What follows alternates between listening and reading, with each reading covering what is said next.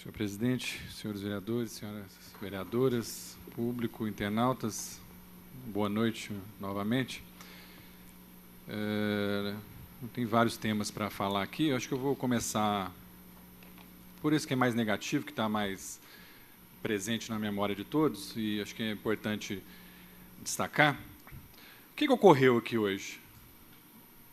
Ocorreu primeiro que o governo achou que tinha uma maioria, iria impor essa maioria, não ia considerar a proposta dos vereadores, que eram propostas construtivas, e quis impor. Quis impor e não teve a maioria. Agora, vão querer culpabilizar os vereadores que pensam diferente? Se o projeto está em voto, ele pode ser aprovado e pode ser reprovado. Se não fosse para passar na Câmara, o prefeito ia lá e apresentava um decreto, baixava uma portaria. Se está para ser votado, pode ser a favor e pode ser contra. O governo teve um ano para apresentar isso aqui, para ter uma transição, e deixou para a última hora. Por que não apresentou um projeto de lei ano passado com calma? Reconheça o processo de debate, o processo positivo, não deixo de reconhecer isso. Agora, culpabilizar quem pensa diferente é uma vergonha fazer isso aqui. É coisa de quem não sabe perder. Não é a primeira vez que acontece isso aqui nessa casa. Não sabem perder e depois vem com discurso virulento, de mal e má perdedora. Se o projeto para ser votado, ele pode passar, como pode não passar. Achavam que podia passar por cima do debate, achavam que podia passar por cima daquilo que o próprio procurador falou com o vereador dessa casa. Estavam desconsiderando aquilo que foi dito pelo vereador Edu, em conversa com o procurador, e simplesmente estavam ignorando, e iriam colocar vereadores e vereadoras sob risco de tomar uma ação civil pública e de tomar uma ação penal. Talvez os novos não saibam o que significa isso. Tomar uma ação penal e tomar uma ação civil pública. Aqueles que não sabem, eu sugiro que se dirijam aos vereadores de Louveira, que votaram a mesma coisa, não a mesma coisa, que não é o mesmo projeto, mas questões que poderiam levar também a ações, e levaram lá, ação penal e ação civil pública.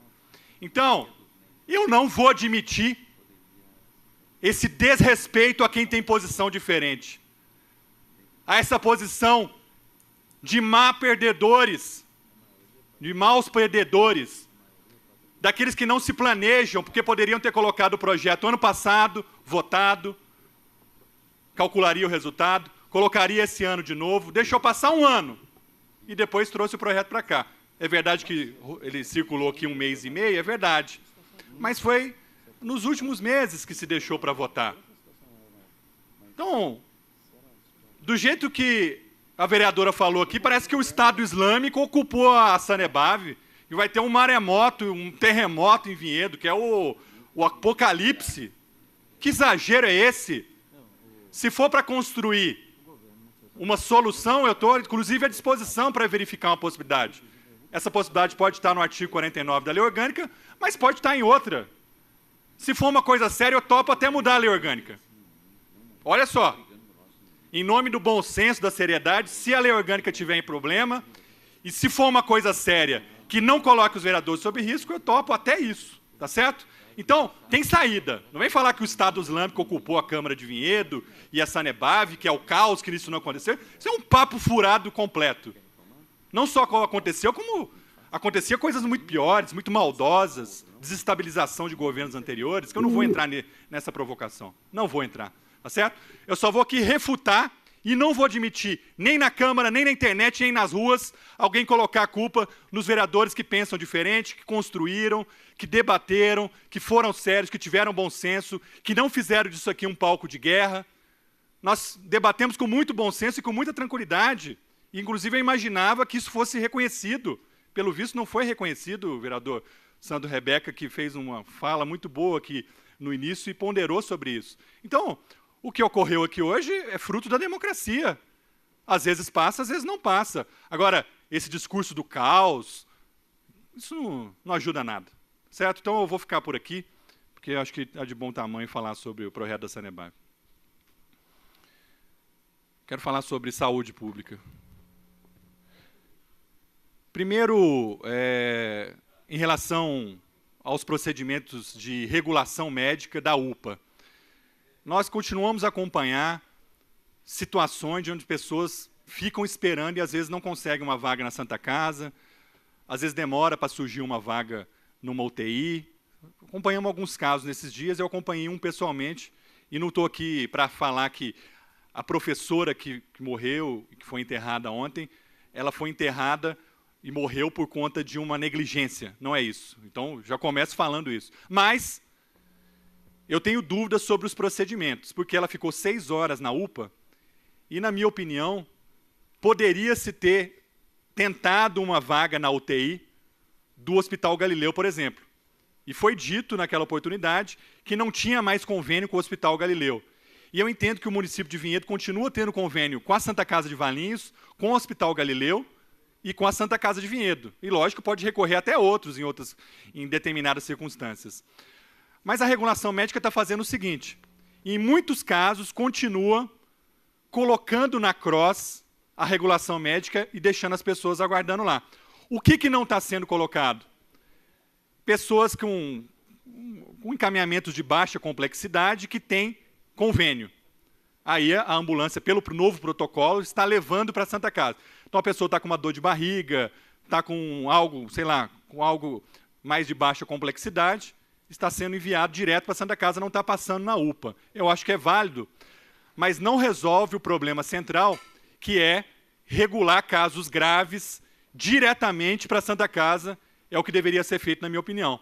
E não levar para a UPA, colocar na cross e depois ver o que faz. Então, quero deixar minha opinião aqui sobre a regulação médica que está sendo feita na UPA.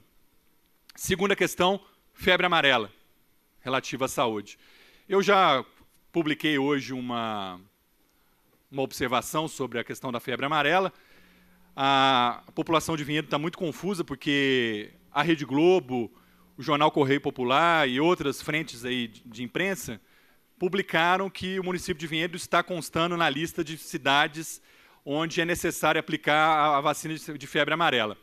Então, o que tem de efetivo? O que tem de efetivo é que existem 3 faixas de risco de alerta para a febre amarela. O verde, o amarelo e o vermelho. Então, o vermelho é aqueles municípios que já tiveram vários macacos confirmados e tal, né, primatas não humanos, e pelo menos um caso de pessoas contaminadas naquele município, o que ainda, com as informações que nós temos, ainda não é o caso de Vinhedo.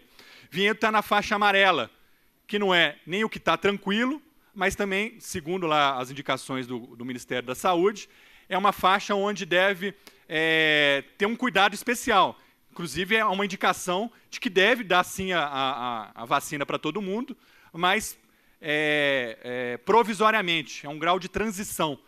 Então, eu imagino que o Departamento de Vigilância Epidemiológica da cidade está debatendo com o Ministério da Saúde e com o Centro de Vigilância Epidemiológica que fica no município de Campinas, para a gente atingir aí um grau de equilíbrio real sobre o que está acontecendo. Porque isso foi divulgado, efetivamente Vinhedo aparece naquela faixa amarela, e aí hoje eu questionei, né, o que a gente teve de possibilidades, de denúncias, porque eu acompanhei o caso, pelo menos 2 macacos que foram encontrados, né? Eu tinha acompanhado o caso do Marambaia e do Pinheirinho.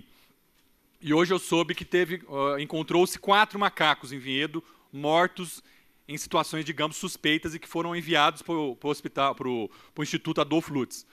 Um no bairro Pinheirinho, um dentro do condomínio Marambaia, um na Vila Santana, ali nas margens do rio Pinheiros, e o outro no Jardim Primavera, ali na Rosa Zanetti Ferragutti, se não me engano.